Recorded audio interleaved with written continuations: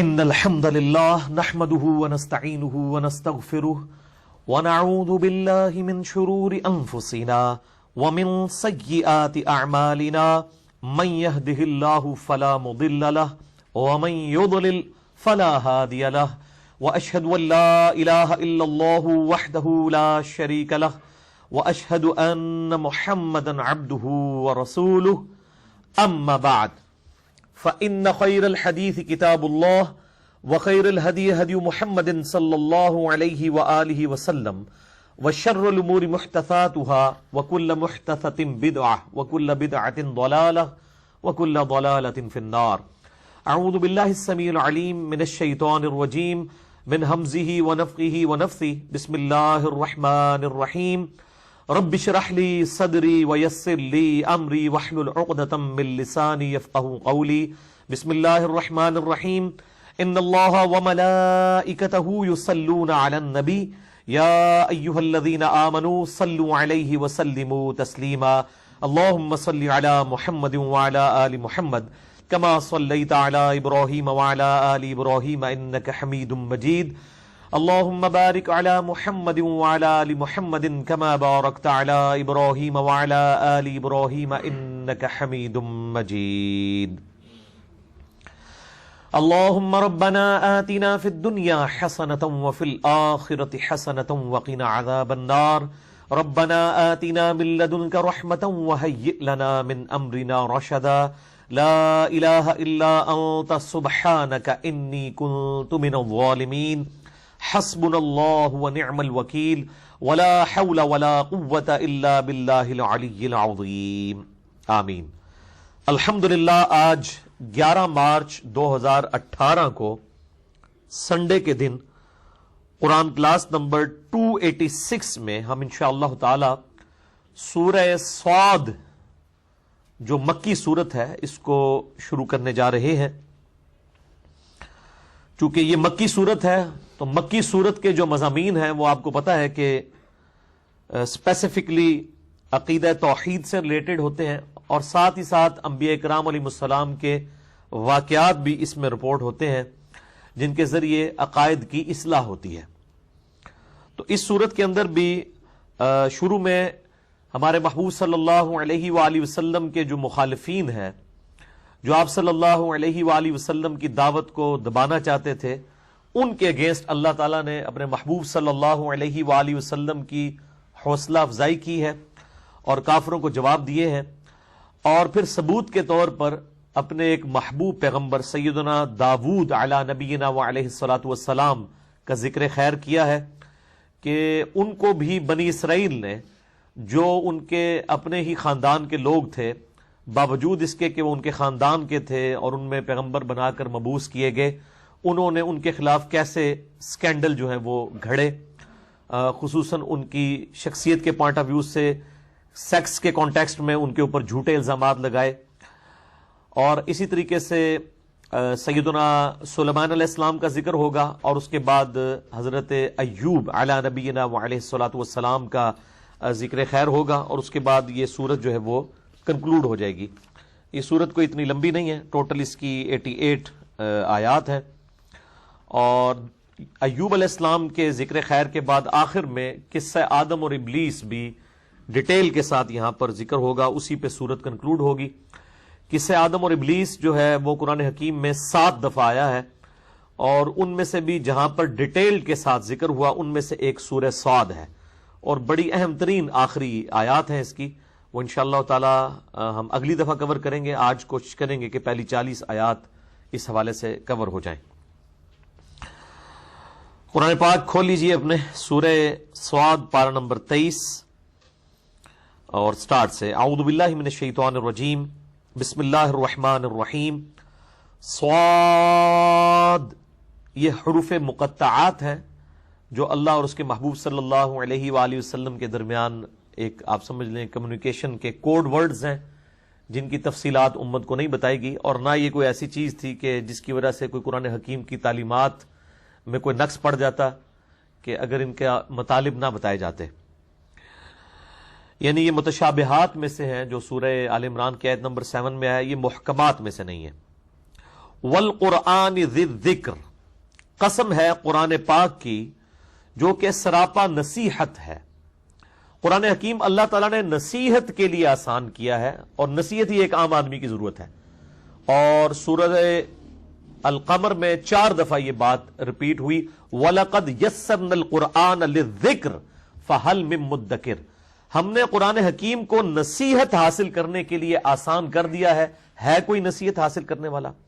As far as تذکیر is concern, نصیحت is concern, Quran حکیم دنیا کی سب سے آسان کتاب ہے۔ یہ ایک ڈاکٹر اور انجینئر کو بھی سمجھ آئے گی، ایک موچی اور ریڈی بان کو بھی سمجھ آئے گی، ایک ان پڑھ کو بھی سمجھ آئے گی، ایک انٹلیکچوئل کو بھی سمجھ آئے گی، کیونکہ ہدایت تو ہر بندے کی بنیادی ضرورت ہے۔ یہ ہو ہی نہیں سکتا کہ یہ صرف پڑھے لکھے کو سمجھ آئے۔ اور یہ عجیب و غریب قسم کی علماء کی طرف سے اس قسم کے پروپیگنڈے کیے جاتے ہیں، جی 18 علوم چاہیے قرآن حکیم کو سمجھنے کے لیے۔ قرآن پاک کو سمجھنے کے لیے 18 علوم نہیں چاہیے۔ یہ 18 علوم کے نام پہلے تو یہ خود گنوائیں، اور پھر بتائیں کہ صحابہ کرام کو یہ 18 علوم آتے تھے؟ یعنی صحابہ کرام میں سے گنتی کے لوگ تھے جو لکھنا پڑھنا جانتے تھے، باقی تو چٹے ان پڑھ، جن کو ہم پنجابی میں کہتے ہیں نا، لکھنا پڑھنا جانتے ہی نہیں تھے۔ ان کی زبان میں قرآن حکیم نازل ہوا، اس سے انہوں نے تذکیر حاصل کر لی۔ تو ایز فار ایز تذکیر از کنسرن، قرآن حکیم دنیا کی آسان ترین کتاب ہے۔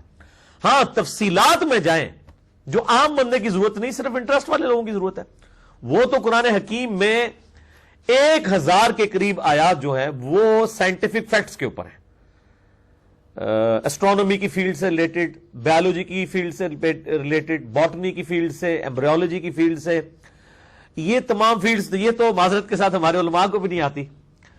تو یعنی آلموسٹ تقریباً 6500 کے قریب آیات میں سے 1000 آیات فزیکل فنامنا آف نیچر، قانون قدرت سے تعلق رکھنے والی ہیں، جن میں سے اکثر باتیں ہمارے علماء کو بھی نہیں آتی ہیں کہ اگر ان کی تفصیلات پوچھی جائیں، صرف اس کی آبزرویشن ہے، وہ تو سب کر رہے ہیں۔ تو وہ علوم تو پھر علماء کو بھی نہیں آتے۔ سائنس کا علم کتنے علماء کو آتا ہے؟ وہ تو پرانی منطق لے کے چل رہے ہیں۔ تو قرآن حکیم تذکیر کے لیے آسان ہے، یاد دہانی کے لیے، نصیحت کے لیے۔ وَلَقَدْ يَسَّرْنَا الْقُرْآنَ لِلذِّكْرِ فَهَلْ مِن مُدَّكِرٍ، ہم نے قرآن حکیم کو تذکیر کے لیے آسان کر دیا، تو ہے کوئی سمجھنے والا؟ اور ایک اور آیت ہے اسی کانٹیکسٹ میں، سورہ صاد ہی میں آگے چل کے 29 نمبر آیت آئے گی، کتاب انزلناہ الیک مبارک لیدبروا آیاتہ، یہ ہم نے ایک بابرکت کتاب نازل کی ہے تاکہ لوگ اس کتاب کے اوپر تدبر اور غور و تفکر کریں اس کی آیات پر۔ وَلِيَتَذَكَّرَ أُولُو الْأَلْبَابِ، اور جن کے پاس عقل ہے وہ اس میں سے نصیحت حاصل کریں۔ یعنی پاگل جو ہے نا، اس کی جواب دہی کوئی نہیں ہے، جس کو اللہ نے عقل دی ہے، یعنی جنہوں سے پنجابی کہنا جڑا بندہ روٹی منہ نہ کھاندا ہے، یعنی روٹی منہ کے راستے کھاتا ہے، اس کو اتنی عقل ہے، تو وہ اس کے لیے نصیحت ہے اس کے اندر۔ ورنہ تو نعوذ باللہ اللہ تعالیٰ پہ ناانصافی لازم آئے گی اگر ہم کہیں کہ صرف پڑھے لکھے لوگ اس سے نصیحت حاصل کر سکتے ہیں۔ تو باقی یہ کہنا جی قرآن ڈائریکٹ پڑھنے سے انسان گمراہ ہو جاتا ہے، ڈائریکٹ کوئی بھی نہیں پڑھ رہا ہوتا۔ جس بیچارے کو عربی نہیں آتی وہ بھی ڈائریکٹ کدھر پڑھ رہا ہوتا ہے، وہ علماء دین کے ترجمے پڑھ رہا ہوتا ہے نا۔ کہتے ہیں علماء سے پوچھ کے چلیں، تو علماء سے پوچھ کے چل رہا ہوتا ہے۔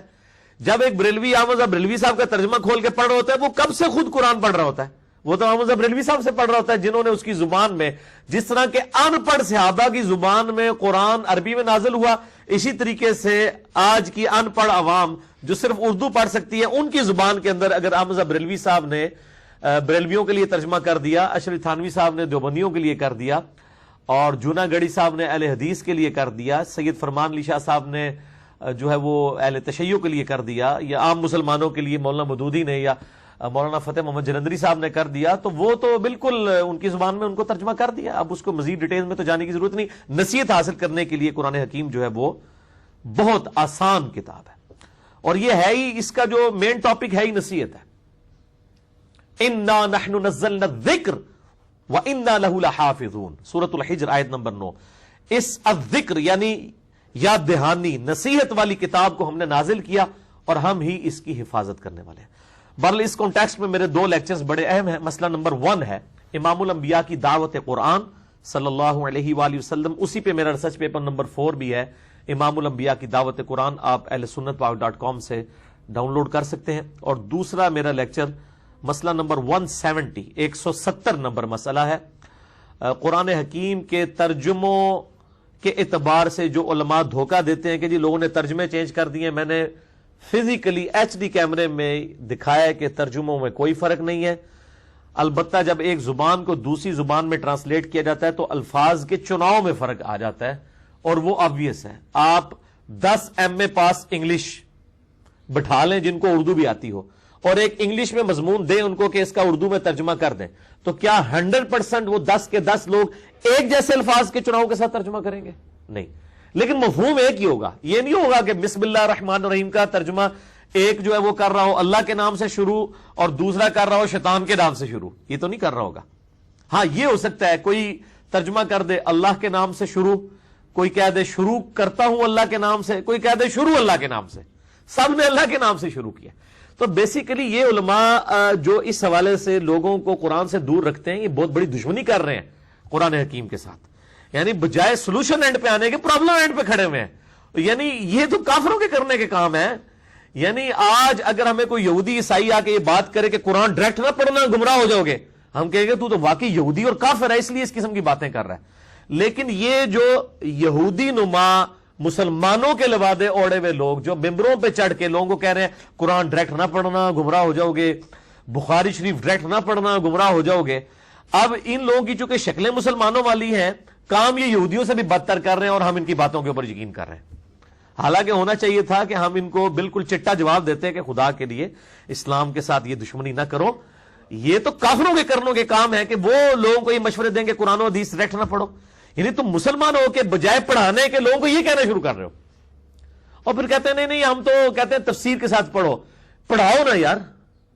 اپنے علماء کی کتابیں بغلوں میں دبا دی ہوئی ہیں, تبلیغی جماعت والوں کو فضائل اعمال پکڑا دی ہے, اور دعوت اسلامی والے جو ہیں ان کو فضائل سنت پکڑا دی ہے. اپنے اپنے فرقوں کی کتابیں لوگوں نے پکڑائی ہوئی ہیں, اللہ کی کتاب کو پکڑانے کے لیے تیار نہیں ہے. اور جو اللہ کی کتاب کی بات کرے تو وہ اس کے اوپر فتوے لگانے شروع کر دیتے ہیں, اور کبھی کہتے ہیں یہ خارجیوں کا طریقہ ہے جی, وہ قرآن پاک پڑھتے تھے اور وہ قرآن پڑھ پڑھ کے جو ہے وہ مسلمانوں پہ کفر و شرک کے فتوے لگاتے تھے. تو ان کے اس دھوکے کو بھی میں نے دور کرنے کے لیے مسئلہ نمبر 154 ریکارڈڈ ہے میرا, کہ وہ صحابہ اکرام علیہم رضوان کو کافر کہتے تھے قرآن حکیم کی آیات ان پر فٹ کر کے, اور ہم قرآن حکیم پڑھ کے صحابہ اکرام اور اہل بیت کے جو دشمن ہیں, جو مذہبی لبادے میں مسلمانوں کے اندر گھسے ہوئے ہیں اور اپنے آپ کو علماء کلیم کر رہے ہیں, لوگوں کو قرآن و حدیث سے روک رہے ہیں, ہم تو ان کو سامنے لے کے آ رہے ہیں کہ بھئی یہ اسلام کے ساتھ دشمنی کر رہے ہیں.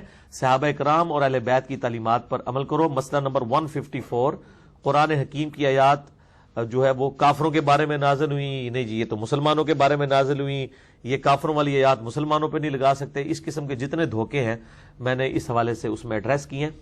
اور ظاہر ہے جب بھی قرآن کا ذکر آئے گا تو یعنی یہ ہمارے ایمان کا تقاضا ہے کہ ہم کھول کے بالکل لوگوں کے سامنے یہ بات سامنے رکھ دیں کہ سب سے بڑی دشمنی امت محمدیہ صلی اللہ علیہ وآلہ وسلم کے ساتھ جو کی گئی ہے وہ اس قرآن سے دوری ہے.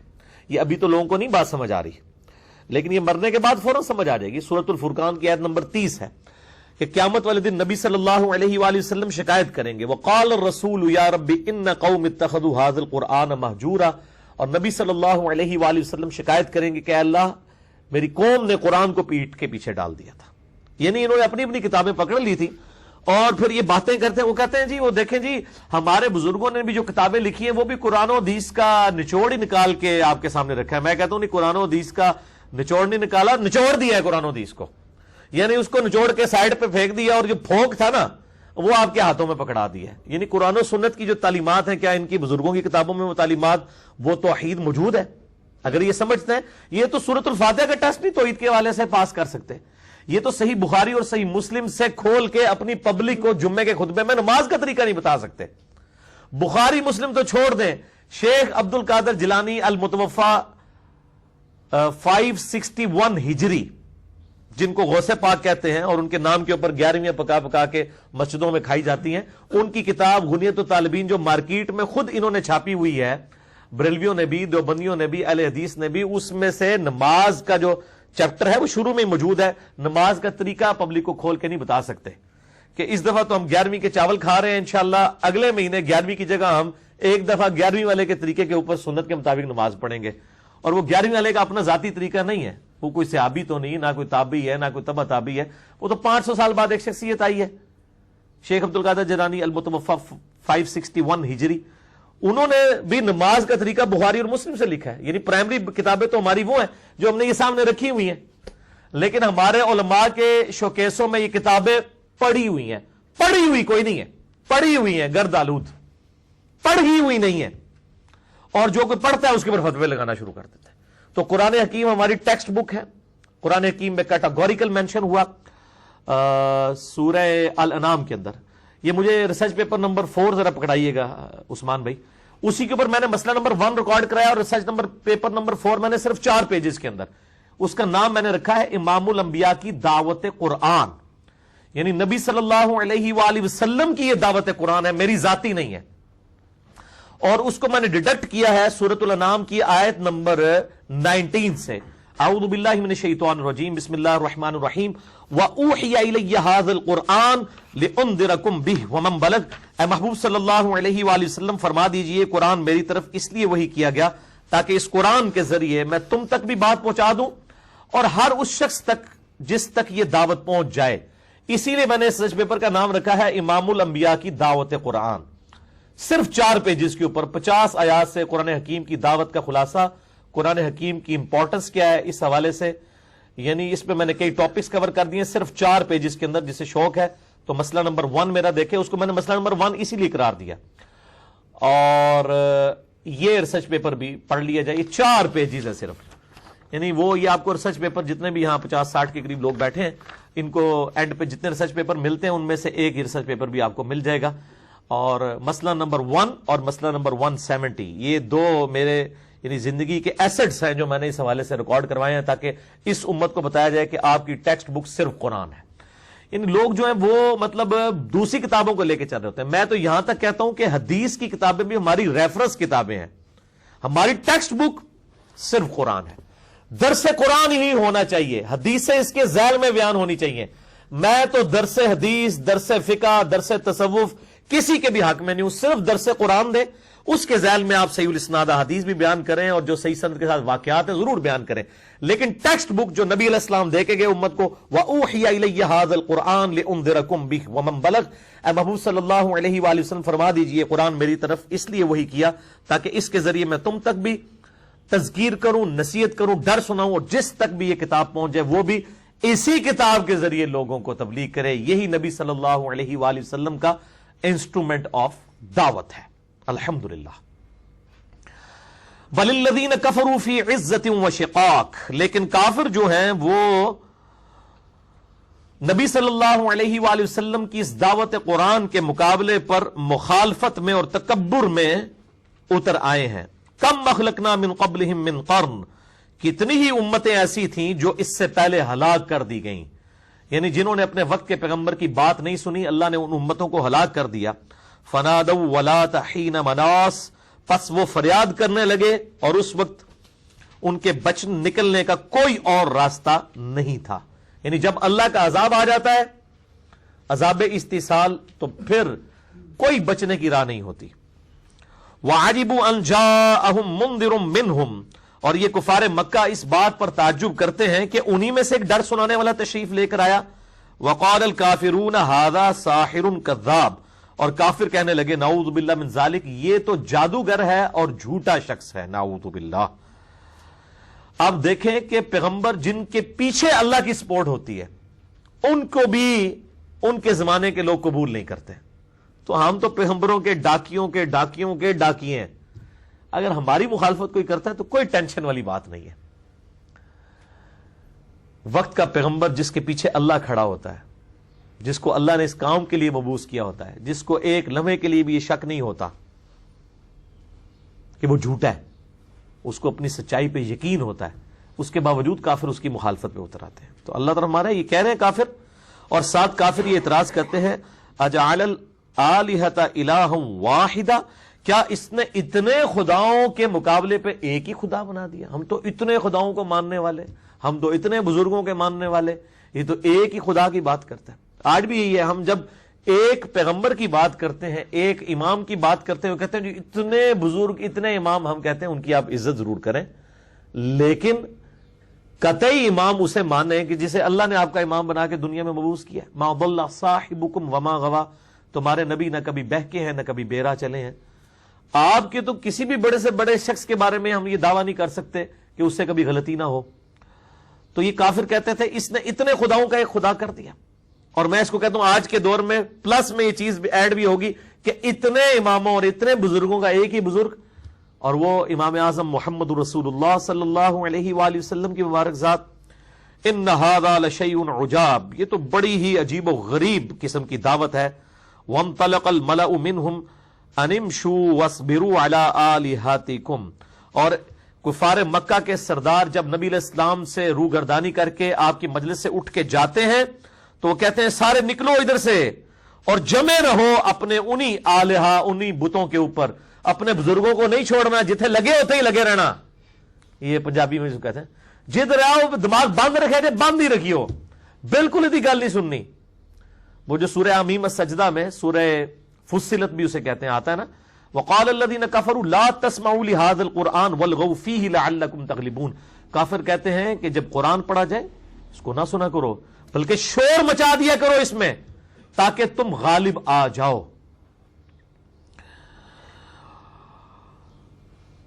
ان ھذا لشیء یراد، بے شک اس میں تو اس کا کوئی ذاتی جو ہے نا وہ کوئی اس کی اپنی ذاتی کوئی ایشو ہے جس کی وجہ سے یہ دعوت پیش کر رہا ہے. اس کی کوئی ذاتی ایفیلیشن ہے، کوئی اپنے ذاتی مفادات ہیں جس کے لیے اس پیغمبر نے دعوت کھڑی کی ہے. اس کو کہتے ہیں چور کی داڑھی میں تنکا.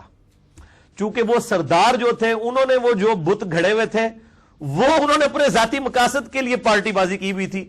اب وہ یہ سمجھ رہے تھے جو یہ نئی دعوت اٹھی ہے تو یہ نبی بھی کوئی ذاتی مفاد کی خاطر دعوت پیش کر رہے ہیں، حالانکہ وہ تو اللہ کے ریپریزنٹیٹو تھے. یعنی وہ سمجھتے تھے کہ ہم جو لوگوں کو ڈکوسلا یہ سارا کیا ہوا ہے یہی کچھ نعوذ باللہ وقت کا پیغمبر بھی کر رہا ہے. تو آپ یہ دیکھ لیں کتنی انٹلیکچوئل بات ہے. وہ یہ کہتے ہیں کہ اپنے بتوں پر جمے رہنا لگتا ہے کہ اس شخص کا کوئی ذاتی ایجنڈا ہے جس کے اوپر یہ کام کر رہا ہے. آج بھی آپ دعوت حق پیش کریں تو لوگ کہتے ہیں گلا صحیح کر رہا ہے، باتیں بالکل ٹھیک ہے، لیکن پتہ نہیں پیچھے کون ہے دے. وہ پیچھے اللہ اور نبی ہے عز و جل و صلی اللہ علیہ وآلہ وسلم. یعنی آپ کے بارے میں تو کلیم کیا جا سکتا ہے کہ آپ کے مفادات واقع اس سے کوئی وابستہ ہوں، کوئی چندہ بکس وابستہ ہوں، کوئی قربانی کی کھالیں وابستہ ہوں، لیکن یہاں تو نہ کوئی چندہ بک ہے، نہ کوئی قربانی کی کھال ہے، نہ کوئی پارٹی ہے، نہ کوئی جماعت ہے، نہ کوئی پیری مریدی ہے، نہ کوئی چیز جوائن کروائی جاتی ہے، بلکہ اپنی جیب سے لگا کے لوگوں کو پمفلٹ فری دیے جاتے ہیں. تو وہ ایجنڈا کوئی نہیں ہے. ایجنڈا ایک ہی ہے کہ اپنی بھی آخرت کی فکر میں ہے اور اس بھولی والی امت کی آخرت کی فکر میں ہے، اور وہ بھی اپنی ذات کی خاطر. جو قرآن حکیم میں 4 شرائط الا الذین آمنوا وعملوا الصالحات، یہ تو سارے پوری کر رہے ہیں 2 شرطیں، نیک اعمال، ایمان اور نیک اعمال. لیکن جو آخری 2 شرائط ہیں وتواصوا بالحق وتواصوا بالصبر، حق بات کی تلقین کرنا اور جب حق کے مقابلے پر کبھی مصیبت آ جائے تو اس کے اوپر صبر کرنا، یہ ہے اصل مسئلہ. ما سمعنا بہذا فی الملت الاخرہ، یہ نبی جو باتیں کرتا ہے ہم نے اس سے پہلے تو کبھی کوئی ایسی باتیں نہیں سنی ہیں. یعنی یہاں بھی جب ہم لوگوں کو بخاری اور مسلم سے نماز کا طریقہ دکھاتے ہیں وہ کہتے ہیں یہ پتہ نہیں کیڑی گلاں کرتا اسی طرح سنیاں. یعنی ایک وہ جس کو کہا جاتا ہے نا کہ ایک غریب اتو بدتمیز، یعنی ایک جاہل اور اوپر سے بدتمیزی، ایک جہالت کی انتہا ہے، علم ہے کوئی نہیں ہے، اور آپ کانفیڈنس دیکھیں نہیں ہم نے تو کبھی بات نہیں سنی. جس طرح اسی بھی مطلب قرآن پاک پڑھا ہوا، ہم نے بھی پتہ نہیں حدیثیں پڑھی ہوئی ہیں اور بڑے علامے ہم نے قرآن و حدیث بڑا ماشاءاللہ بچپن سے ہی پڑھ رہے ہیں ترجمے کے ساتھ، تو ہم نے تو کوئی چیز دیکھی نہیں. یعنی آپ نے کوئی چیز پڑھی نہیں ہے اور کانفیڈنس لیول یہ ہے. اور یہی کافر بھی کہتے تھے کہ ہم نے تو آج تک کوئی ایسی باتیں نہیں سنی ہیں. ان ھذا الا اختلاق، یہ سب کچھ من گھڑت باتیں کرتا ہے یہ پیغمبر جو کچھ کرتا ہے، نعوذ باللہ. انزل علیہ الذکر، کیا یہ کہتا ہے کہ اس کے اوپر نصیحت کی کتاب نازل ہوئی ہے، من بیننا، اور ہمارے درمیان. یعنی یہ ہمارا ہی ساتھی تھا، 40 سال تک بڑی ڈائنامک لائف اس نے گزاری ہے. یہ مطلب ہمارے اندر سے یہ یا تو اوپر سے فرشتہ نازل ہوتا ہے یا کوئی باہر سے بندہ آتا، اور پھر یہ ہے بھی غریب آدمی ہے. کوئی اللہ نے سورہ الزخرف میں آتا ہے وہ کہتے تھے کہ اللہ نے پیغمبر ہی بنانا تھا تو یہ بڑی جو 2 بستیاں ہیں مکے اور طائف کے اندر، جو امیر لوگ ہیں، ایلیٹ کلاس ہے، جو بڑی سٹیٹس کے لوگ ہیں، ان میں سے کسی کو پیغمبر بنا دیا جاتا. اس میں ولید بن مغیرہ کا وہ نام لیتے تھے جو خالد بن ولید کے والد تھے، کفر کی حالت میں فوت ہوئے ولید ابن مغیرہ، اور بہت امیر آدمی تھے. تو پھر اللہ نے سورہ زخرف میں فرمایا کہ تم ڈیسائیڈ کرو گی کہ اللہ تعالیٰ نے کس کو پیغمبر بنانا ہے اور کس کو نہیں بنانا، اس نے اپنی رحمت کا مقام کس کے لیے جو ہے وہ رکھا ہوا ہے، کس کے لیے نہیں رکھا، یہ تم ڈیسائیڈ کرو گے، یہ اللہ کی مرضی ہے۔ بل ہم فی شک من ذکری، بلکہ یہ کافر تو میرے ذکر کے بارے میں شک میں مبتلا ہو چکے ہیں۔ بل لما یذوقوا عذاب، بلکہ انہوں نے ابھی میرے عذاب کا مزہ چکھا ہی نہیں۔ جب یہ عذاب کا مزہ چکھیں گے نا پھر ان کو لگ پتہ جائے گا، یہ ان کے جو سارا اس وقت جہالت کے اوپر مبنی جو کانفیڈنس ہے یہ سارا کا سارا دور ہو جائے گا اس حوالے سے۔ اچھا یہ آپ ابھی بھی دیکھ لیں، یعنی جب بھی دعوت حق بلند ہوتی ہے کسی بھی حوالے سے تو جو مخالفین آتے ہیں نا وہ کہتے ہیں جناب کل کا چھوکرا آگے ہمیں سمجھا رہا ہے، اتنے بڑے بڑے علماء ہیں ان میں سے کوئی نہیں اللہ تعالیٰ نے کوئی دعوت کے لیے مبعوث کیا۔ یہ بھائی اللہ کی مرضی ہے، ہمیں بڑے بڑے علماء بڑے بڑے بزرگ نظر ضرور آ رہے ہوتے ہیں، یہ اللہ کو پتا ہے کہ کس کی دعوت کو کس لیول تک اٹھانا ہے۔ یعنی ڈاکٹر اسرار صاحب رحمہ اللہ تعالی، اللہ تعالیٰ ان کی غلطیاں معاف کرے اور ان کو قرآن کے حوالے سے جو انہوں نے خدمات کی ہیں ان کا نیک اجر عطا فرمائے۔ یعنی وہ کنگ ایڈورڈ میڈیکل کالج سے پڑھے، 40 سال کی عمر میں انہوں نے اپنی یعنی پریکٹس بھی چھوڑ دی اور اپنے آپ کو ٹوٹلی دین کے لیے وقف کر دیا۔ آج دنیا میں قرآن کے حوالے سے جہاں کہیں بھی بات ہوتی ہے تو ڈاکٹر اقبال اور مولانا مودودی رحمہ اللہ تعالی کے بعد تیسرے نمبر پہ اگر کسی شخص کا ذکر کیا جاتا ہے تو وہ ڈاکٹر اسرار ہے، جو کسی مدرسے کی آؤٹ پٹ نہیں ہے، کسی تنظیم کی آؤٹ پٹ نہیں ہے۔ ہاں مودودی صاحب کی پرسنل جو انہوں نے صحبت کی اس کا ایفیکٹ ضرور ان کے اوپر آیا، اور مودودی صاحب بھی خود کوئی کسی مدرسے کی آؤٹ پٹ نہیں تھے۔ اور میں اکثر کہتا ہوں کہ کنگ ایڈورڈ میڈیکل کالج ہر سال سینکڑوں ڈاکٹرز فارغ کرتا ہے، ہزاروں ڈاکٹرز بنا چکا ہے، لاکھوں اور بنائے گا، لیکن ان ڈاکٹروں کو ان کے بچے بھی یاد نہیں رکھیں گے۔ آج دنیا میں آپ امریکہ میں یورپ میں چلے جائیں، جو ٹاپ کے ڈاکٹرز ہیں نا وہ کنگ ایڈورڈ کے پڑھے ہوئے، پاکستان کے لاہور سے پڑھے ہوئے ڈاکٹرز ہیں جو ٹاپ کے سرجنز ہیں، ٹھیک ہے، ہوں گے وہ اسی وقت تک ہیں جب تک وہ زندہ ہے، جب وہ مر جائیں گے ان کی اولاد بھی ان کو یاد نہیں رکھے گی۔ لیکن ڈاکٹر اسرار تو کنگ ایڈورڈ نے ایک ہی پیدا کیا نا، وہ امر کیوں ہو گئے؟ اپنی اس دنیاوی تعلیم کی وجہ سے نہیں، ٹھیک ہے اس کا بینیفٹ بھی ان کو حاصل ہوا کہ انہوں نے ذرا ماڈرن انداز میں ایک کنویبل سٹائل کے اندر آج کے دور کے انسان تک قرآن پہنچایا، لیکن صرف اس کی وجہ سے نہیں بلکہ قرآن حکیم کی جو دعوت انہوں نے عام کی۔ ہزاروں ڈاکٹر پیدا ہوں گے، مر جائیں گے، ان کو کوئی یاد نہیں کرے گا، اور ڈاکٹر اسرار کو اللہ نے لاکھوں روحانی بیٹے دیے ہیں، ان کی وفات کے بعد لوگ ان سے انٹروڈیوس ہو رہے ہیں اور قرآن کے حوالے سے آج بھی ان کی ویڈیو سے لرن کر رہے ہیں، حالانکہ ان کو فوت ہوئے بھی آپ دیکھیں آلموسٹ 8 سال گزر چکے ہیں۔ 2010 میں اپریل کے اندر فوت ہوئے، 14 اپریل یعنی 14 اپریل 2010 کو ان کی ڈیتھ ہوئی، اور الحمدللہ میں نے لاہور جا کے جنازہ بھی پڑھا، مجھے سعادت بھی حاصل ہوئی۔ آج آپ دیکھ لیں 11 مارچ 2018 ہے، 8 سال آلموسٹ گزر چکے ہیں، لیکن آج بھی آپ ویڈیو لگا کے دیکھیں تو آپ کو لگتا ہے کہ جس طرح وہ مطلب زندہ ہے، اپنی تعلیمات میں تو زندہ ہے۔ یہ پرانے بزرگ تھے جو مرتے تھے ماری جانتے سن، اور مر کے بھی نہیں کوئی مردا، نہ کوئی نیک نہ کوئی برا، برائی میں بھی لوگ زندہ رہیں گے ویڈیوز کی وجہ سے، اور اچھائی میں بھی زندہ رہیں گے۔ اور میں کہتا ہوں آج کے لوگوں کے لیے جو صدقہ جاریہ کے اللہ نے اسباب پیدا کیے پرانے بزرگوں کے لیے وہ نہیں تھے۔ آج ویڈیوز کی شکل میں کیا صدقہ جاریہ ہے کہ لاکھوں لوگوں تک قرآن حکیم کی دعوت کے حوالے سے لوگوں تک بات پہنچتی ہے، اور جو دیکھتا ہے اور وہ اسے اپنی اصلاح کرتا ہے وہ سب کچھ ان کے نامہ اعمال میں جا رہا ہے جن لوگوں نے یہ خدمات کی ہیں۔ تو یہ اللہ تعالیٰ کی بہت کرم نوازی ہے۔ تو اللہ فرماتا ہے یہ تم نے نہیں ڈیسائیڈ کرنا کہ کس کو ہم مبعوث کریں گے، دعوت کے حوالے سے اٹھائیں گے، تم اپنی ڈگریاں اپنے بوجھ چ رکھو، اللہ نے وہ بندے ہو، اللہ نے انہوں ہی اٹھانا ہے جس نے اللہ نے اخلاص دیکھنا ہے، اور اللہ نے یہ دیکھنا ہے کہ ہاں اس کی دعوت اس لیول کی ہے کہ اس کی عوام کو ضرورت ہے۔ لیکن اس کا ایک سائملٹینیس کنٹراسٹ بھی ہے، یہ نہیں کہ جس کی بھی بات پبلک تک پہنچ جائے وہ ٹھیک ہی ہوگا، ورنہ بڑے بڑے گمراہ فرقے بھی یہ دعویٰ کرتے ہیں کہ جناب ہم ٹھیک ہی ہیں۔ تو اس کی بنیاد پہ ٹھیک اور جو ہے غلط کا فیصلہ جو وہ کتاب و سنت کے دلائل کی روشنی پر ہوگا۔ ام عندهم خزائن رحمت ربک العزیز الوہاب، وہی بات دوبارہ آ گئی جو سورہ زخرف کا میں نے ذکر کیا تھا، کیا ان کے قبضے میں تمہارے رب کے خزانے ہیں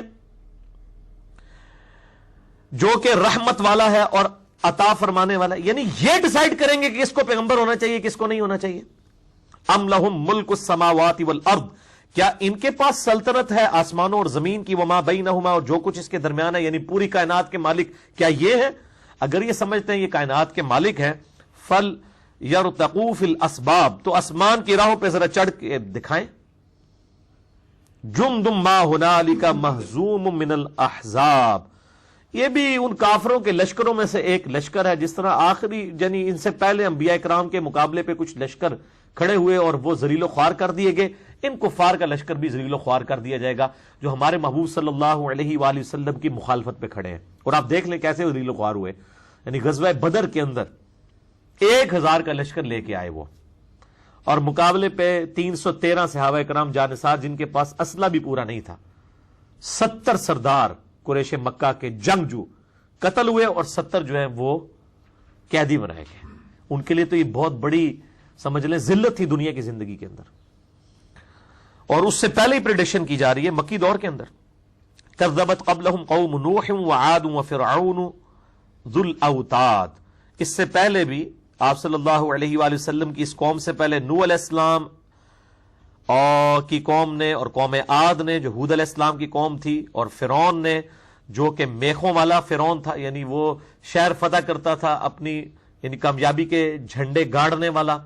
اور ایک میخوں کا ظاہری ترجمہ بھی لیا گیا کہ یعنی وہ اپنے مخالفین کو سولی چڑھایا کرتا تھا، میخیں ٹھوکا کرتا تھا ان کے جسم میں. دونوں اعتبار سے ترجمہ درست ہے.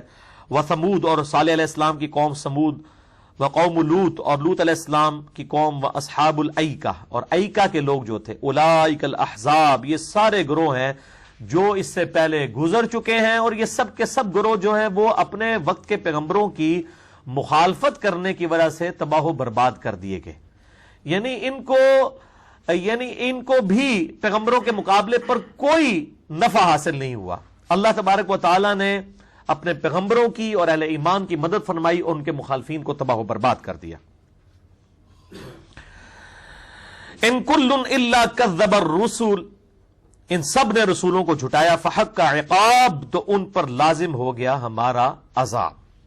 وما ينظر هؤلاء الا صيحة واحدة، یہ لوگ کفار مکہ بھی انتظار نہیں کر رہے مگر ایک چیخ کا. ما لها من فواق، جس کے بعد ان کو کوئی مہلت نہیں دی جائے گی.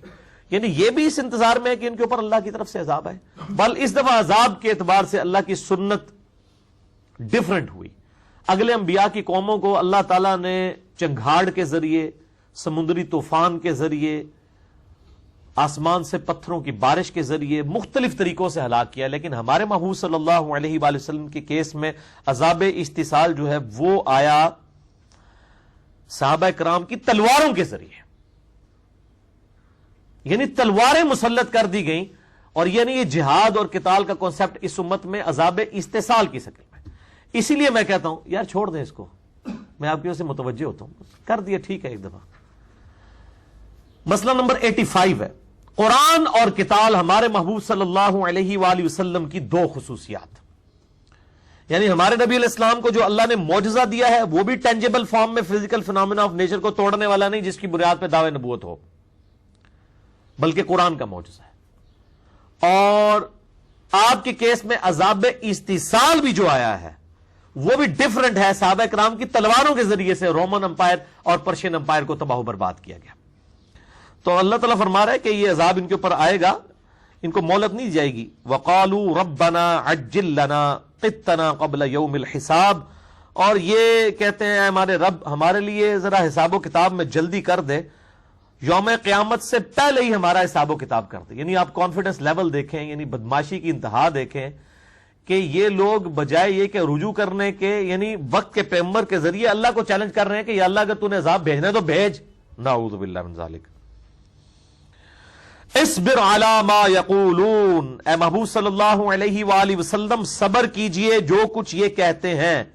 وَاذْكُرْ عَبْدَنَا دَاوُودَ الْأَيْدِ إِنَّهُ أَوَّابٌ، اور ہمارے بندے داود علی نبینا وعلیہ الصلاۃ والسلام کو یاد کیجئے جو بڑے طاقتور تھے اور بڑے رجوع لانے والے تھے. اب میرے بھائیو یہاں پر سیدنا داود علی نبینا علیہ الصلوۃ والسلام کی زندگی کا ایک بڑا اہم ترین واقعہ ڈسکس ہونے جا رہا ہے. اور بیسیکلی اس واقعے کو بیان کر کے آپ صلی اللہ علیہ وآلہ وسلم کو یہ ترغیب دلائی جا رہی ہے کہ آپ سے پہلے بھی انبیاء اکرام علیہ السلام کے کریکٹر کو وقت کے جو لوگ تھے انہوں نے وقت کے پیغمبر کے کریکٹر کو ملائن کیا، خصوصاً سیکس کے پوائنٹ آف ویو سے، یعنی جنسی اعتبار سے ان کے اوپر الزامات لگائے، جن میں سے داؤد علیہ السلام بھی ایک ہیں، اور ظاہر ہے یہ بہت بڑے لیول کا ہے۔ اور ہمارے محبوب صلی اللہ علیہ وآلہ وسلم کی زندگی میں بھی اس طرح کا ایک واقعہ جو آیا، واقعہ افک، جس کے اوپر میرا مسئلہ نمبر 159A ریکارڈڈ موجود ہے۔ سیدہ عائشہ سلام اللہ علیہا کے اوپر جھوٹا الزام لگایا گیا۔ بعد نبی علیہ السلام کی ذات کے اوپر تو آج تک لوگ جھوٹے الزامات لگا رہے ہیں، پچھلے 100 سال میں 60,000 کتابیں لکھی گئی ہیں۔ تو اللہ کے نبی صلی اللہ علیہ وآلہ وسلم کو کہا جا رہا ہے کہ آپ بھی صبر کیجئے، اگلے انبیاء نے بھی صبر کیا کہ بنی اسرائیل جو پیغمبروں کے ماننے والے تھے، انہی کے اندر بنی اسرائیل میں ہی ان کی ہی نسل سے داؤد علیہ السلام ان میں مبعوث ہوئے، لیکن ان کو بھی انہوں نے معاف نہیں کیا، اور اپنی کتابوں کے اندر تحریف کر کے آج بھی جو اولڈ ٹیسٹمنٹ موجود ہے داؤد علیہ السلام کے بارے میں انتہائی گستاخانہ واقعات انہوں نے درج کر دیے، جو پھر بعد میں تصوف کی کتابوں میں بھی کشف المحجوب کے اندر بھی آگے آپ صحب اور سکر کا چیپٹر نمبر 16 کھول کے پڑھ لیں تو داؤد علیہ السلام کے اوپر جو ہے وہ ایک سیکس کے پوائنٹ آف ویو سے الزام لگایا گیا کہ نعوذ باللہ من ذالک، انہوں نے اپنی ایک صحابی کی جو بیوی تھی، اس کا نام اوریہ تھا صحابی کا، اس کی بیوی کے ساتھ وہ شادی کر لی زبردستی، اور اوریہ کو جو ہے وہ جنگ میں آگے بھجوا کے قتل کروا دیا، اور بعد میں اس سے شادی کر لی، نعوذ باللہ من ذالک۔ اس سے جو ہے وہ اہل تصوف کے ہاں صحب کا کانسیپٹ لیا گیا، حالانکہ یہ واقعی جھوٹا تھا، اور یہ ایمان سوز واقعہ داؤد علیہ السلام کے بارے میں آیا۔ اس طریقے سے ہمارے محبوب صلی اللہ علیہ وآلہ وسلم کے بارے میں بھی سیدہ زینب کے حوالے سے جھوٹا واقعہ بیان کیا گیا۔ زید ابن حارثہ کی جو متعلقہ ہے اس کے بارے میں ایک اس قسم کا من گھڑت واقعہ، جس کا اشارتاً اللہ تعالیٰ نے سورۃ الاحزاب میں بھی ذکر کیا۔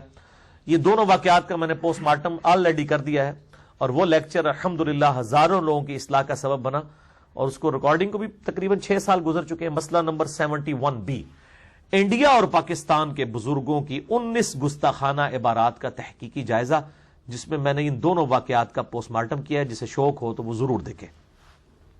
بہرحال آج میں اس یعنی واقعے کی تفصیل کے اندر نہیں جاؤں گا، بلکہ میں یہاں پر یعنی وہ جو واقعہ ہے داؤد علیہ السلام کے پوائنٹ آف ویو سے، اس کے حوالے سے جو اس میں سے رزلٹ نکالا گیا، اس کے حوالے سے جو غلط فٹ ان اسے قرآن میں کرنے کی کوشش کی گئی، اس کو ڈسکس کروں گا، تاکہ یہ 99 دنبیوں والا جو واقعہ جس کو فٹ کرتے ہیں وہ اس حوالے سے کلیریفیکیشن ہو جائے۔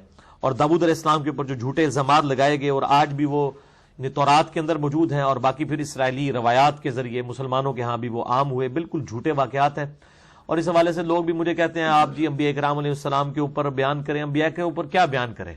یعنی انبیاء کے بارے میں جو واقعات ملتے ہیں وہ 99% جھوٹے واقعات ہیں، تو کیا ان کے اوپر ہم لیکچر ریکارڈ کروائیں؟ بس آپ انہی واقعات کے اوپر اکتفا کریں جو قرآن حکیم کے اندر آگے ہوئے ہیں، یا چند ایک واقعات کو بخاری مسلم میں اکا دکا واقعات آئے ہیں۔ لہٰذا تذکرۃ الانبیاء بھی ایک کتاب جو ہے وہ قصص الانبیاء کے نام سے حافظ ابن کثیر نے لکھی، اس میں بھی انتہائی گستاخانہ واقعات ہیں۔ میں سمجھتا ہوں ان کتابوں کو چھاپنے کی ضرورت ہی نہیں۔ یہ کون سی اسلام کی خدمت ہو رہی ہے کہ آپ اسرائیلی روایات کو جمع کر کے ایک نیا امتحان امت کے لیے ڈال دیں؟ اور پھر لوگ کہتے ہیں نبیوں کے قصے، بھائی انبیاء کے قصے اگر اتنے امپورٹنٹ ہوتے ہیں نا کہ ان کی بایوگرافیاں بیان ہوتی، تو وہ قرآن حکیم میں انبیاء کی بایوگرافی ہو جاتی۔ ہمارے نبی علیہ السلام کی بھی پوری بایوگرافی قرآن حکیم کے اندر نہیں آئی ہے، یعنی ان کے والد اور والدہ کا نام تک قرآن حکیم کے اندر نہیں آیا۔ تو اصل تعلیمات انبیاء کرام علیہ السلام کی دیکھنی ہے، ان کی سیرت کے اچھے واقعات جو قرآن میں آ گئے نا وہی کافی ہے۔ پہلے قرآن پہ عمل کر لو، اللہ کے بندو، توفیق ہی نہیں ہوئی پوری زندگی ابھی قرآن ترجمے سے تذکرۃ الانبیاء اور قصص الانبیاء پہ لیکچر ریکارڈ کرائیں۔ وہ گل کرنے لی کرو، اللہ کے بندو قرآن پاک پڑھے، اس کے اندر تھوڑے موجود ہیں واقعات۔ پھر مجھے بھی ای میلز کر رہے ہوتے ہیں اور لوگوں کو بھی تنگ کر رہے ہوتے ہیں ریکارڈ کروائیں، تو چلو انہیں تسلی ہو جائے گی انشاءاللہ تعالی۔ تو یہ جو واقعہ ہے، اللہ تعالیٰ ماتا ہے ہمارے بندے داؤد کو اصبر علی ما یقولون، اے نبی صلی اللہ علیہ وآلہ وسلم آپ بھی کافروں کے مقابلے پر صبر کیجئے، اور ہمارے بندے کو وذکر عبدنا داؤد، ہمارے بندے خاص داؤد علی نبینا وعلیہ الصلوۃ والسلام کو یاد کیجئے۔ داؤد ذل ایدی انہ اواب، جو بڑے طاقتور تھے اور اللہ کی طرف رجوع لانے والے تھے۔ یہ لفظ داؤد ہے، واؤ کے اوپر الٹا پیش ہے، واؤ پیش وو تھوڑا لمبا کیا جائے گا کیونکہ یہ الٹا پیش ہے۔ یہ 2 الف یعنی 1 الف کے برابر 2 حرکات کے برابر کھینچا جاتا ہے، لیکن ہم اردو میں داؤد پڑھ دیتے ہیں حمزہ کے ساتھ. لفظ داؤد نہیں ہے، یہ داوود ہے، انگلش میں ڈیوڈ. تو داوود لکھا جائے گا. اگر آپ نے عربی میں لکھنا ہے DAWOOD، تو داؤد لفظ نہیں، داوود لفظ ہے. انا سخرنا الجبال معه، ہم نے بے شک پہاڑوں کو مسخر کر دیا تھا داؤد علیہ السلام کے ساتھ. وہ کیا کرتے تھے؟ یسبحن بالعشی والاشراق، وہ داؤد علیہ السلام کے ساتھ مل کے اللہ کی تسبیح کیا کرتے تھے، عشاء کے وقت بھی اور اشراق کے وقت بھی، یعنی رات کے پہر میں بھی اور صبح کے وقت بھی. داؤد علیہ السلام جب یعنی تورات کی جو زبور کی تلاوت کیا کرتے تھے تو وہ ان کے ساتھ مل کے اللہ کی تسبیح کیا کرتے تھے. یہ اللہ نے ٹینجیبل فارم میں ایک معجزہ داؤد علیہ السلام کو دیا تھا. وَالطَّيْرَ مَحْشُورَةً، اور پرندوں کو بھی ہم نے مسخر کیا، وہ بھی ان کے گرد جمع ہو کے تسبیح کرتے تھے. كُلٌّ لَهُ أَوَّابٌ، سب کے سب ان کے تابع فرمان تھے. پرندوں کی بولیاں بھی ان کو آتی تھی. سلیمان علیہ السلام کو بھی ان کے بیٹے جو تھے ان کو بھی پرندوں کی بولیاں اللہ نے سکھا دی تھی. وَشَدَدْنَا مُلْكَهُ، اور ہم نے ان کو ایک مستحکم ملک دیا تھا، حکومت دی تھی. وَآتَيْنَاهُ الْحِكْمَةَ، اور ہم نے ان کو دانائی بھی دی تھی. وَفَصْلَ الْخِطَابِ، اور بات کرنے کا ڈھنگ بھی سکھایا تھا، یعنی ملکہ تھا ان کو گفتگو کا. اب وہ واقعہ آنے لگا. وَهَلْ أَتَاكَ نَبَأُ الْخَصْمِ، کیا آپ کے پاس اس جھگڑے کی خبر آئی ہے؟ اذ تصور المحراب، جب انہوں نے دیوار پھلانگی عبادت گاہ کی. یعنی 2 بندے جو ہیں، اب واللہ عالم وہ یعنی واقعی وہ کیس ہوا یا اللہ تعالیٰ نے انسانی شکل میں 2 فرشتے داؤد علیہ السلام کی طرف ان کی ایک معاملے میں توجہ دلانے کے لیے ان سے جو ایک لغزش ہوئی، جس کو ہم گناہ تو نہیں کہتے، لغزش تھی، یعنی جواز کی حد تک تھی، لیکن وہ ان کے سٹیٹس کے شایان شان نہیں تھی. عصمت انبیاء کے اوپر میں نے مسئلہ نمبر 88A اور 88B ریکارڈ کروا دیا. یہ کوئی اتنا سیدھا عقیدہ نہیں کہ سیدھے طریقے سے سمجھ آ جائے. عصمت انبیاء کے عقیدے پہ شبہات کا تحقیقی جائزہ ہماری ویب سائٹ ahlsunnatpark.com پہ 88A مسئلہ اور 88B، بلکہ یوٹیوب پہ بھی اگر آپ سپیلنگ کریکٹ لکھ دیں 8888- مسئلہ MAS والا کاما اوپر ALAH، مسئلہ عربی میں کہتے ہیں سوال کو. 88 بھی لکھ دیں تو A B دونوں ہی کھل جائیں گے. تو یا 2 فرشتے تھے جو انسانی شکل میں آئے تاکہ داؤد علیہ السلام کی توجہ دلائی جائے جو ان سے لغزش ہوئی. تو اللہ تعالیٰ ماتا وہ محراب پھلانگ کر عبادت گاہ میں آگے. اذ دخلوا علی داؤد، جب وہ داؤد علیہ السلام کے اوپر اچانک داخل ہوئے. ففزع منہم، تو وہ گھبرا گئے داؤد علیہ السلام. یعنی ظاہر ہے وہ بادشاہ تھے، اب بادشاہ کی ایک خاص پرائیویسی کی جگہ میں اچانک 2 بندے آ جائیں، یعنی اتنی سیکیورٹی کو پھلانگ کے، تو ظاہر پریشانی کی تو معاملہ بن جائے گا، یہ کدھر آئے ہیں. تو اب ان کی ہر شروع میں وہ گھبرا گئے، لیکن پھر قالوا لا تخف، ان دونوں نے کہا، وہ انسان تھے واقعی، ان کے علاقے کے لوگ تھے یا فرشتے تھے جو انسانی شکل میں، واللہ عالم. انہوں نے کہا لا تخف، مت ڈریے.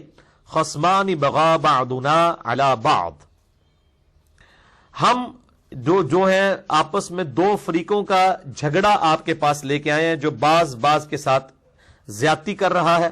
فاحکم بیننا بالحق، آپ ہمارے درمیان فیصلہ کر دیجئے حق کے ساتھ. ولا تشتت، اور بے انصافی مت کیجئے. واہدنا الی سواء الصراط، اور ہمیں سیدھا راستہ دکھا دیجئے. سیدھا راستہ میں دکھائیے، بتائیے ہم دونوں میں سے کون سی پارٹی حق پر ہے اور کون سی باطل پہ ہے. اب انہوں نے اپنا مقدمہ پیش کیا. ان ھذا اخی، یہ ہے میرا ایک بھائی، یعنی اسلام کے رشتے میں بھائی. لہو 99 نعجہ، اس کے لیے 99 دمبیاں ہیں، 99 دمبیاں اس کے پاس ہیں، میرے بھائی کے پاس 99 دمبیاں ہیں. ولی نعجۃ واحدہ، جبکہ میرے پاس ایک ہی دمبی ہے. اس کے پاس 99 دمبیاں اور میرے پاس ایک دمبی ہے. فقال اکفلنیھا وعزنی فی الخطاب، اور یہ مجھے سختی سے کہتا ہے اور گفتگو میں مجھ پہ بھاری پلنے کی کوشش کرتا ہے، اور مجھے کہتا ہے کہ یہ اپنی ایک بھی مجھے دے دے تاکہ میری سینچری ہو جائے. تیرے کو تو ہے ہی کہنا، ایک بھی منو دے تو میرے 100 پورے ہو جائیں. تو اب وہ مقدمہ لے کے داؤد علیہ السلام کے پاس آئے کہ دیکھیں ظلم کی انتہا اس کے پاس 99 میں بھی صبر نہیں آ رہا. وہ انگلش میں بھی کہا جاتا ہے نا گیم آف 99. جب ایک 99 اچیو ہوتا ہے نا پھر اگلے 99 کی تیاری شروع ہو جاتی ہے. تو وہ اس طریقے سے معاملات دنیا کی یعنی انسان کی لالچ. صحیح بخاری و مسلم کی متفق انہوں نے حدیث ہے کہ ابن آدم بیسیکلی لالچی ہے. اس کے پاس اگر سونے کی 2 وادیاں ہوں تو یہ تمنا کرے گا ایک تیسری بھی میرے پاس آ جائے, اس کا پیٹ صرف قبر کی مٹی بھرے گی, نبی علیہ السلام نے فرمایا. مسئلہ نمبر 51 میرا ریکارڈڈ ہے. دنیا پرستی کی مذمت, رزق حرام کی مذمت, دنیا پرستی کی مذمت اور اس کا وبال اور اس کے علاج کے اوپر قرآن حکیم سے 11 آیات کراس ریفرنس کے طور پہ اور 17 صحیح الاسناد احادیث میں نے الحمدللہ اس میں کور کی ہے. تو اے داؤد علیہ السلام اس کے پاس 99 دمبیاں ہیں, میرے پاس 1 دمبی ہے, یہ مجھے یہ کہتا ہے کہ وہ جو 1 ہے نا وہ بھی مجھے دے دے. قال لقد ظلمك بسؤال, انہوں نے کہا بے شک یہ تم سے سوال کر کے تو ظلم کر رہا ہے. یہ لفظ سؤال ہے, سین کے اوپر پیش ہے, لیکن ہم اردو میں سوال, اردو میں غلط العام چل رہا ہے, اردو میں چل سکتا ہے. یہ علماء ایویں خام خواہ غلطیاں نکالتے رہتے ہیں. جی آپ یہ کہا کریں سؤال, خود یہ سؤال نہیں کہیں گے. تو یہ اردو میں جب کوئی چیز مستعمل ہو جائے تو اس کے اوپر کوئی گرفت نہیں ہوتی. نعجتی کا الا نعاجی, اور یہ تیری دمبی کو اپنی دمبیوں میں ملا کے تجھ پر ظلم کا مرتکب ہو رہا ہے, یہ سوال کرنا اس کا ظلم ہے. وَإِنَّ كَثِيرًا مِّنَ الْخُلَطَاءِ لَيَبْغِي بَعْضُهُمْ عَلَى بَعْضٍ, اور اکثر حصے دار یہی کرتے ہیں, زیادتی کرتے ہیں ایک دوسرے پر. إِلَّا الَّذِينَ آمَنُوا, ہاں جو ایمان لانے والے ہیں, جو خوف خدا رکھنے والے ہیں وہ اس قسم کی حرکتیں نہیں کریں گے. وَعَمِلُوا الصَّالِحَاتِ, اور جنہوں نے نیک اعمال کیے. وَقَلِيلٌ مَّا هُمْ, اور لیکن ایسے لوگ بہت تھوڑے ہوتے ہیں جو خوف خدا رکھتے ہیں کہ وہ کسی کا حق اس طریقے سے زبردستی دبانے کی کوشش نہ کرے. اچھا یہ وہ اس سے زبردستی نہیں لینا چاہ رہا تھا, وہ اس سے سوال کر رہا تھا کہ ایک مجھے دے دے, ایک مجھے دے دے. وہ کہتے ہیں مغرب آ گیا سی, تو وہ مقدمہ لے کے آئے کہ اس کو سمجھائیں. بس زبردستی کرنے والا ہوتا تو وہ پھر کہتے کہ اس نے مجھ سے لے لی ہوئی ہے تو مجھے لے کے دیں. وہ کہہ رہا تھا کہ یعنی یہ میری یعنی وہ جو قربت ہے اس کے ساتھ, دوستی ہے, یہ بھائی پن ہے, اس کا یہ ناجائز فائدہ اٹھا رہا ہے اور مجھ سے یہ بھی مانگنا چاہتا ہے. تو اللہ فرماتا ہے یہ اہل ایمان ہی ہیں جو ایمان لائے, وعامل الصالحات, اور نیک عمال کیے. وقلیل ما ہم, اور بہت کم لوگ ہیں ان میں سے بھی کہ جو حق کے ساتھ چلنے والے ہیں. وظن داود, اور فوراً خیال آ گیا داود کو, انما فتناہ, کہ اس واقعے سے تو داود کو آزمایا گیا ہے. اصل میں داود علیہ السلام سے اسی قسم کی ایک لغزش ہو گئی تھی. اللہ نے ان کو ذرا یہ توجہ دلائی کہ اب تم خود تو یہ فتویٰ دے رہے ہو کہ یہ ایک دمبی لے کے جو ہے وہ جو یہ اپنی سینچری کرنا چاہ رہا ہے یہ ظلم کر رہا ہے, حالانکہ اسی قسم کی غلطی تم سے بھی ہوئی ہے. فاستغفر ربہ, تو انہوں نے معافی مانگی اپنے رب سے. وخر راکعا واناب, اور فوراً گر پڑے رکوع میں اور دل و جان سے اس کی طرف متوجہ ہوئے. یہاں پر دیکھ لیں یہ رکوع کا ذکر آیا ہے, آیت سجدہ ہے یہ, سورہ صاد کی آیت نمبر 24, لیکن رکوع کر لینا بھی کافی ہے. مسئلہ نمبر میرا 115, مسئلہ نمبر 119 ہے میرا سجدہ تلاوت کے اوپر. میں نے 8 صحیح الاسناد احادیث سے, اکثر بخاری اور مسلم سے ہیں, پورے احکامات بیان کیے ہیں کہ اس پہ آپ نے ٹو باؤ ڈاؤن کرنا ہوتا ہے. اس میں وضو بھی شرط نہیں ہوتی اور نہ ماتھا ٹیکنا شرط ہے, آپ اسی وقت ٹو باؤ ڈاؤن کر دیں, اور استقبال قبلہ بھی کوئی شرط نہیں ہوتی ہے. تو یہ آیت سجدہ ہے. اللہ اکبر, سبحان ربی العلی, سبحان ربی العلی, سبحان ربی العلی. تو یہ کر لینا کافی ہے. تو اس میں تو آپ دیکھیں رکوع کے الفاظ ہیں کہ وہ رکوع میں گر پڑے. نبی علیہ السلام اس پہ سجدہ بھی کرتے تھے, کبھی چھوڑ بھی دیتے تھے. آیت سجدہ فرض نہیں ہے, سنت ہے. بال مسئلہ نمبر 119 میرا آیت سجدہ کے اوپر ریکارڈڈ ہے, جسے شوق ہے تو وہ ضرور دیکھ لے. تو اللہ فرماتا ہے فوراً وہ سجد رکوع میں گر پڑے. فغفرنا له ذلك, ہماری طرف جب وہ متوجہ ہوئے ہم نے ان کو بخش دیا. وَإِنَّ لَهُ عِندَنَا لَزُلْفَى وَحُسْنَ مَآب, اور بے شک ان کے لیے ہمارے ہاں بڑا قرب ہے اور وہ خوبصورت انجام والوں میں شامل ہوں گے. اللہ تعالیٰ فرماتا ہے انہوں نے چونکہ رجوع لائے ہماری بارگاہ میں, غلطی اپنی ایکسپٹ کر لی, تو اللہ کے ہاں ان کے لیے بہترین انجام ہوگا. یا داود, اے داود علیہ السلام, انا جعلناک خلیفۃ فی الارض, بے شک ہم نے تمہیں زمین میں اپنا خلیفہ بنایا ہے. فاحکم بین الناس بالحق، لوگوں کے درمیان حق کے ساتھ فیصلہ کرنا، یعنی وقت کا پیغمبر بھی ہے تو اس کو بھی اگر خلافت ملی ہے تو اس کو یہ کہا جا رہا ہے کہ تو نے ملوکیت نہیں بنانی، خلافت حق کے ساتھ فیصلہ کرنا ہے. ولا تتبع الہوا، اور اپنی خواہش نفس کی پیروی نہیں کرنی. فیضلک عن سبیل اللہ، ورنہ تجھے یہ خواہش نفس کی پیروی اللہ کے راستے سے گمراہ کر دے گی، بہکا دے گی. یہ وقت کے پیغمبر کو بھی کہا جا رہا ہے کہ اس نے بھی تابع فرمان بننا ہے، شریعت کی پابندی اس کے اوپر بھی ہے. ان الذین یضلون عن سبیل اللہ، بے شک جو لوگ بھٹک جاتے ہیں اللہ کی راہ سے، لہم عذاب شدید، ان کے لیے ہے شدید عذاب، بما نسوا یوم الحساب، اس دن کہ انہوں نے بھلا دیا تھا یوم حساب کو. اس دن یعنی جس کو قیامت کا دن یاد ہے وہی ظالم ہو، وہ ظالم نہیں ہو سکتا، اور جو قیامت کا دن بھلا چکا ہے وہ واقعی ظالم ہوگا، اور وہی اس قسم کا ظلم کرے گا جسے پتا ہے کہ آن دا ڈے آف ججمنٹ میری اکاؤنٹیبلٹی ہے ان فرنٹ آف اللہ، اللہ کے حضور میری جواب دہی ہونی ہے، میں نے اللہ کو اپنی جان دینی ہے اور اللہ نے میرا حساب و کتاب کرنا ہے. وہ کبھی بھی ظلم نہیں کسی کے اوپر کر سکتا. اچھا، یہی آیت جو ہے وہ امام ابو زرعہ کے بارے میں بھی آتا ہے کہ خلیفہ عبد الملک بن مروان یا اس کا بیٹا ولید بن عبد الملک تھا جو اموی خلیفہ تھا.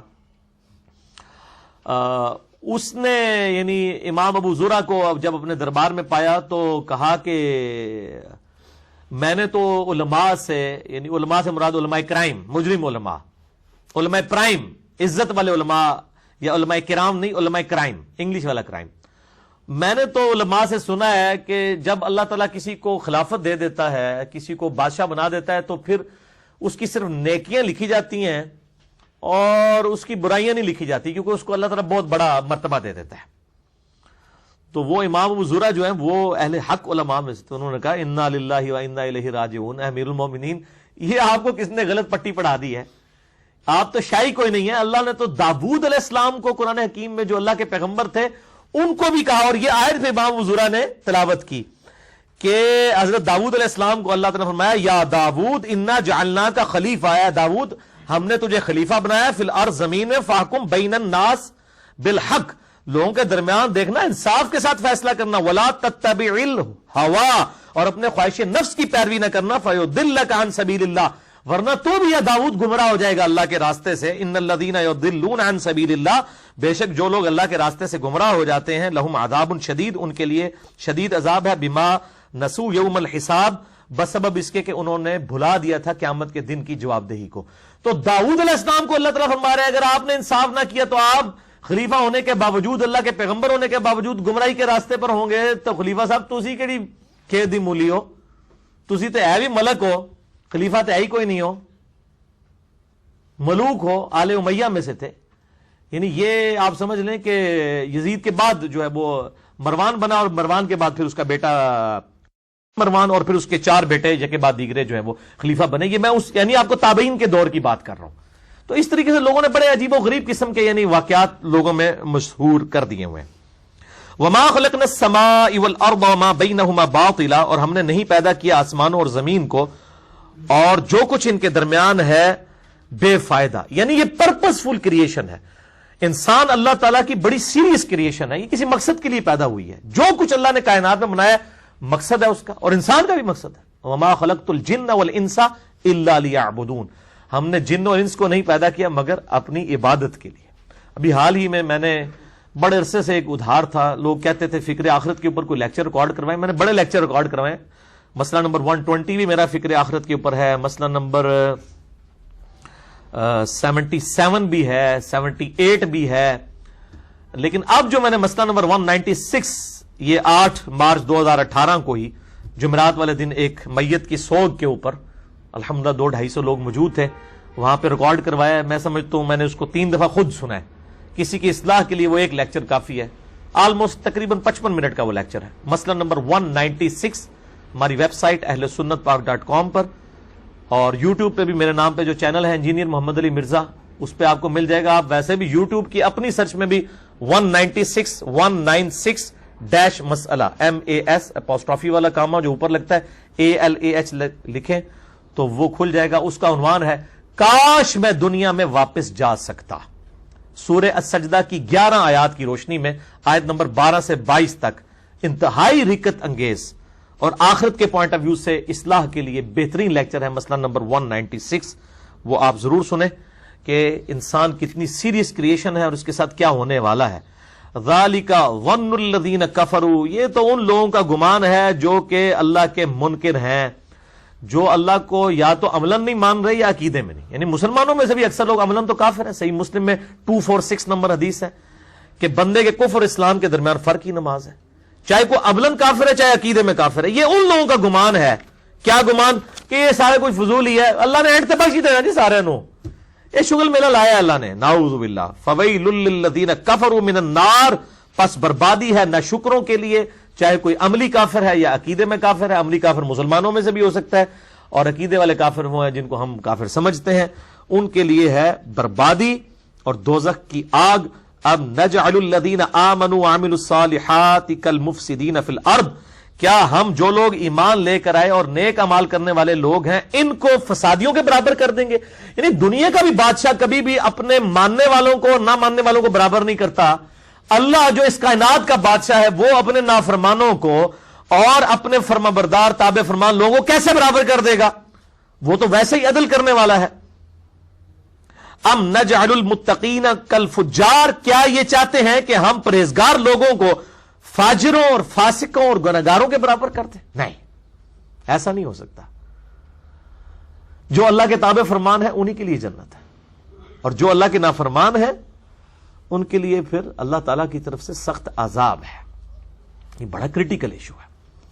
امام محمد غزالی المتوفا 506 ہجری کے بارے میں کیمیائے سعادت میں وہ خود لکھتے ہیں امام محمد غزالی کہ وہ علماء جو اپنے ممبروں پر رحمت کی آیات قرآن حکیم سے آؤٹ آف کانٹیکسٹ کوٹ کر کے لوگوں کو اللہ کی بغاوت پہ ابھار رہے ہیں کہ خیر ہے جو مرضی کرو اللہ معاف کر دے گا، کیا یہ لوگوں کو میسج دینا چاہتے ہیں کہ قرآن حکیم میں اور احادیث میں جو دھمکیاں آئی ہیں اللہ کے نافرمانوں کے بارے میں یہ سب شغل میلہ اور ڈھکوسلا اور جھوٹ تھا؟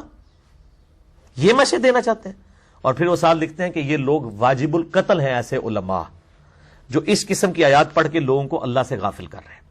وہ جی خیر ہے، کوئی عرض نہیں ہے. دیکھیں جی نور جہاں بھی تو 27ویں کو فوت ہوئی ہے نا، اللہ تعالیٰ جس کو قبول کر لے.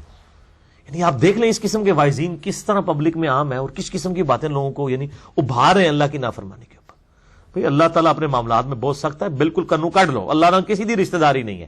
بخاری اور مسلم کی متفق علیہ حدیث ہے کہ میری بیٹی فاطمہ جنتی عورتوں کی سردار ہے، اور جامعہ ترمذی میں آیا کہ میرے نواسے حسن و حسین جنتی نوجوانوں کے سردار ہیں. لیکن اسی بخاری اور مسلم میں آیا کہ اے میری بیٹی فاطمہ میرے مال سے جو کچھ تو نے لینا ہے مجھ سے لے لے، مال کا مالک ہے ہوں میں دے دوں گا، لیکن اگر اللہ کے حضور تو پکڑی گئی قیامت والے دن میں بھی تجھے نہیں چھڑا سکوں گا، حالانکہ میں اللہ کا پیغمبر ہوں صلی اللہ علیہ وآلہ وسلم.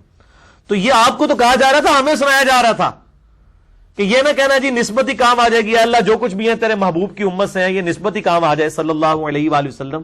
نہیں، چور ہیں، ٹھگ ہیں، فراڈیے ہیں، بے نمازی ہیں، یا اللہ اسی طریقے سے قبول کر لے. یعنی ہم نے تو اپنی اصلاح کوئی نہیں کرنی ہے، بس نسبت کی وجہ سے میں چھوڑ دے. نسبت کی وجہ سے اگر چھوڑا جا سکتا تو سیدہ فاطمہ کو یہ بات تو نہ کی جاتی رضی اللہ تعالی عنہا وسلام اللہ علیہا. یہ ہمیں بتایا جا رہا تھا کسی پلے کھینچ نہ رہی ہو، کسی مغالطے میں نہ رہنا. اور یہاں تو لوگ کہتے ہیں آپ ہمارے سلسلے میں مرید ہو جائیں. ہمارے تو پیر صاحب نے فرمایا میں اس وقت تک جنت میں نہیں جاؤں گا جب تک کہ سارے مریدوں کو جنت میں نہ لے جاؤں. یعنی ان سے پوچھیں کہ بڑے سے بڑا بزرگ بھی اپنی جنت کلیم کر سکتا ہے؟ صحابہ اور اہل بیت کے بعد کسی کے بارے میں کوئی شخص وثوق کے ساتھ کہہ سکتا ہے کہ یہ جنتی ہے؟ سوائے ایک بندے کے بارے میں امام محمد مہدی رضی اللہ تعالیٰ عنہ وعلیہ السلام. حضرت عیسیٰ کا ہم ذکر اس لیے نہیں کرتے، وہ تو ویسے ہی پیغمبر ہیں، ان کو تو درجہ ہی بہت اعلیٰ ہے. یعنی اس امت میں بائی نیم یہ کلیم کر سکتے ہیں. یا ایک اور شخص جو صحابی اور اہل بیت میں سے نہیں ہے، سیدنا اویس کرنی رحمہ اللہ تعالی خیر التابعین ہے، ان کو بائی نیم مینشن کیا گیا. اس کے علاوہ آپ صحابہ اور تابعین میں کے علاوہ کوئی بندہ نہیں ایسا جس کے بارے میں آپ ڈیفینیٹلی کلیم کرتے ہیں. چاہے جائے کہ 5ویں صدی اور 6ठी صدی کے اپنے بزرگوں کے بارے میں، اور اب تو ہم 15ویں صدی میں بیٹھے ہیں، 1439 ہجری چل رہا ہے اور 2018 ہے، آج 11 مارچ، ادھر کون کلیم کر سکتا ہے؟ تو یہ بس اہمی لوگوں نے کلیم کیے ہوئے ہیں. اس طریقے سے تو نہ کسی کی مغفرت ہونی ہے، نہ اللہ کو دھونس کے ساتھ کوئی منوا سکتا ہے. تو اکثر آج کے جو وائزین ہیں، یقین کریں امام غزالی کی ڈاکٹرائن میں یہ واجب القتل ہے، ان پہ حکومت توبہ پیش کرے، ادروائز ان کو قتل کروایا جائے. یہ تو یعنی اسلام کی دشمنی کر رہے ہیں. قرآن حکیم میں میرا چیلنج ہے، میرا مسئلہ نمبر 18 ریکارڈڈ موجود ہے، توبہ اور گناہ کبیرہ کا بیان. پورے قرآن میں کوئی ایک آیت بھی ایسی نہیں جس میں اللہ نے یہ کہا ہو کہ جتنے مرضی گناہ کرو میں معاف کر دوں گا، بے شک اس کے بعد بغاوت کی زندگی گزارو. ہمیشہ ہے جس نے توبہ کی، اپنی اصلاح کر لی اور آئندہ کے لیے اپنے آپ کو درست کر لیا، اس کی توبہ ہم قبول کریں گے. اب قرآن چونکہ ہم نے پڑھا نہیں ہوا، عقل نہ ہوئے تھے موجہ ہی موجہ، عقل ہوئے تھے سوچا ہی سوچا. یعنی آپ قرآن حکیم میں جہاں سے بھی کھول کے توبہ کی آیات پڑھیں، وہ اتنی سخت ہیں کہ توبہ کی اور اصلاح کی اور پرانے گناہوں پہ شرمندہ ہوا اور آئندہ نہ کرنے کا عہد کیا اور اپنی زندگی میں اصلاح بھی لے آیا، تب توبہ قبول ہوگی. مسئلہ نمبر 18 میرا دیکھ لیں، میں نے اس میں سورۃ النساء سے وہ آیت بھی پیش کی ہے. سورہ نساء کے اندر، سورۃ الانعام کے اندر، سورۃ النحل کے اندر کئی ایک آیات موجود ہیں جس نے صحیح توبہ کا کانسیپٹ بیان کیا ہے. لیکن بس وہ یہ اس طریقے سے معاملات چل رہے ہیں، اب ان کا تو کوئی علاج نہیں، ہم تو صرف دعوت ہی دے سکتے ہیں. کتاب انزلناہ الیک مبارک، یہ ہم نے بابرکت کتاب نازل کی ہے نبی علیہ السلام آپ کی طرف، لیدبروا آیاتہ، تاکہ اس کی آیات میں لوگ تدبر کریں، ولیتذکر اولو الالباب، تاکہ نصیحت پکڑنے والے اس کتاب سے نصیحت حاصل کریں. یہ کتاب اس لیے نازل ہوئی ہے کہ اس پہ غور و تفکر کیا جائے اور اس کتاب کو ٹیکسٹ بک کے طور پر مانا جائے. یہی وہ آیت ہے جو اسی لیکچر کے شروع میں نے کور بھی کر دی تھی. بہرحال اس حوالے سے مسئلہ نمبر 1 میرا بہت اہم ہے، امام الانبیاء کی دعوت قرآن صلی اللہ علیہ وآلہ وسلم. اسی پہ میں نے ایک ریسرچ پیپر لکھا ہے اور وہی میں نے ریسرچ پیپر نمبر 4 اس میں پڑھایا بھی ہے. اور مسئلہ نمبر 170 ہے، قرآن حکیم کے ترجموں کے حوالے سے جو دھوکہ دیا جاتا ہے اس کو میں نے کور کیا ہے. اور قرآن حکیم ایز اے ٹیکسٹ بک مسلمانوں کے پاس نبی علیہ السلام کا معجزہ ہے، اس حوالے سے میں نے ڈیٹیل سے گفتگو کی ہے مسئلہ نمبر 1 کے اندر. یہ اینڈ پہ فرحان بھائی ان کو مسئلہ نمبر 1 جو میں نے ریسرچ پیپر پڑھایا ہے، ریسرچ پیپر نمبر 4 مسئلہ نمبر 1 کے اندر جو 50 آیات کے اندر میں نے اس کی کوریج کی ہے، یہ ان کو دکھا دیجئے. امام الانبیاء کی دعوت قرآن اور سورۃ الانعام کی آیت نمبر 19 ہے، وَأُوحِيَ إِلَيَّ هَذَا الْقُرْآنُ لِأُنذِرَكُمْ بِهِ وَمَنْ بَلَغَ. اے محبوب صلی اللہ علیہ وآلہ وسلم فرما دیجئے قرآن میری طرف اس لیے وحی کیا گیا تاکہ اس قرآن کے ذریعے میں تمہیں بھی ڈر سناؤں اور جس تک یہ کتاب پہنچ جائے وہ بھی اسی کتاب کے ذریعے دعوت و تبلیغ کا کام کرے. اللہ تعالیٰ سے دعا ہے جو حق بات میں نے کہی اللہ تعالیٰ ہمارے دلوں میں راسخ فرمائے. اگر جذبات میں میرے منہ سے کوئی غلط بات نکل گئی تو اللہ تعالیٰ ہمارے دلوں سے معاف کر دے، ہمیں کتاب و سنت کی تعلیمات پر عمل کر کے دوسرے بھائیوں تک پہنچانے کی توفیق عطا فرمائے. سبحانک اللہم وبحمدک، اشہد ان لا الہ الا انت، استغفرک واتوب الیک، وما علینا الا البلاغ المبین. جزاکم اللہ خیرا واحسن الجزاء.